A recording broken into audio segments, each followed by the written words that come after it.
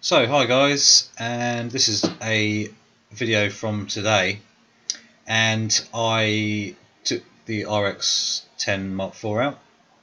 The weather was pretty mixed. It was a bit of bright sunshine, bit of cloud, and in between. So I thought I'd do a little bit of slow motion video to start off with, and these are all shot at 500 frames per second at ISO 100, a mixture of 24mm up to the 600mm marker. In f4. As you can see here, nice and smooth, looks pretty cool. I've upscaled them to 4K, so it does actually look pretty good by the looks of it. So I'm quite impressed with that, and the way it rolls through and everything, super smooth. The camera on obviously this one now, I'm a few hundred meters away, so I'm zoomed right in at 600mm, where the dog is now after his ball, just bouncing into the water there. You can just about see it. If you've got a decent sized screen, there you go. To the far left, the water's splashing up from where the ball hit, and the dog's after it. So I'm really impressed with the slow motion ability of this. 500 frames per second seems to be its real sweet spot. It seems absolutely fine. 1000 frames per second is its limit, and yes, it does struggle a little bit. You have to do quite a lot of sharpening in very good light to get something that's really worthwhile. But at 500 frames per second, it seems pretty good. I mean, even this cute little dog here, he was a good few hundred meters away. Just down to this one now, a bit of slow motion waves. I was just messing around with it really. It's all handheld, no tripods involved. The frame rate's so fast, even if I had some shakiness, you wouldn't show up. So this is shooting straight into the sun. So even in harsh conditions, you can see there a little bit of funny reflections off the water there and the stones a little bit, where they're obviously wet. And it sort of bugged me a little bit about this, but I'm not really sure how I can improve that. Maybe it's just because I'm shooting into the sun. Here's a few hundred birds flying around, a good half a mile away, I suppose. That's at 600mm, something like that. They're just cruising around, and there's a little Labrador just cruising along, smelling everything.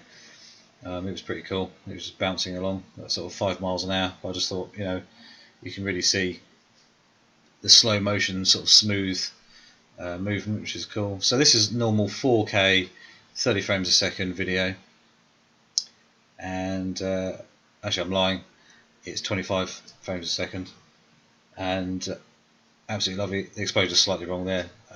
That's me just being bad. This shows you the zoom rate, so from 24mm right up to 600mm. You can see the lorries there that have got gravel or shingle, and they're basically taking it back to the other end of the beach where the sea basically picks up and brings it back again. So it's a constant battle. It just shows you how far you can zoom in. It was pretty windy, so that's why there's a little bit of shakiness there. Even with the stabilisation on, you can see a little bit of shakiness. But that gives you the real sort of usable zoom range on there. This is just a shot. There's actually 6 shots stitched together. There's those birds again. So I've zoomed in a bit there. You can see these are a lot closer, but they are sort of almost like I did a burst and merged them together, but they're actually not. They're just all the birds flying in a line. This is the cliffs with some quite cool sort of foreground old groins that are all smashed up. I'm guessing this was a brick at one point. So that's at 600mm. It was a good couple of meters away from me. A crow flying along. It locks onto him straight away, and that's pretty cool. This is a lady or something someone sat good quarter of a mile down the beach. Bulldozer.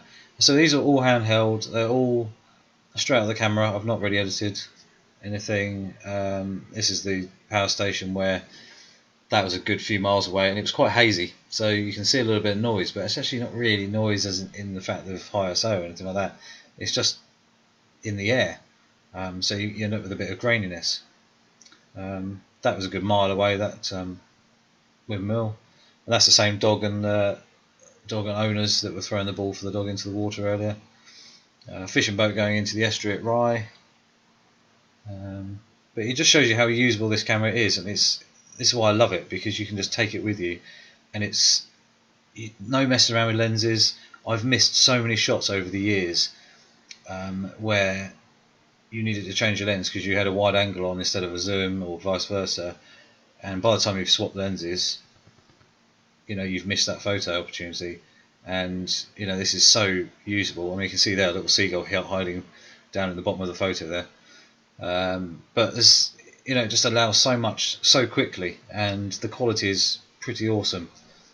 And like I say on my other video there, where I've done some printing at A1, it works pretty well. I mean, it does what it says on the tin. You know, yeah, it's expensive, but what you can produce with it is unbelievable. So that's Dungeness Lighthouse there. I just quite liked it because all the telegraph poles and power lines all around it kind of almost look like it's fenced in. That was quite cool. But that's it for now, guys. And so if you like the video, please click like. And any comments or questions, I've owned this camera now for since I think October, and I'm still loving it. And it's, you know, it's my everyday. Just pick it up and go, rather than pick up the A7R3 or the A7R2. Just for everyday photography, it's absolutely amazing. It's, you know, I just love using it. So anyway, guys, please subscribe, and I'll chat soon.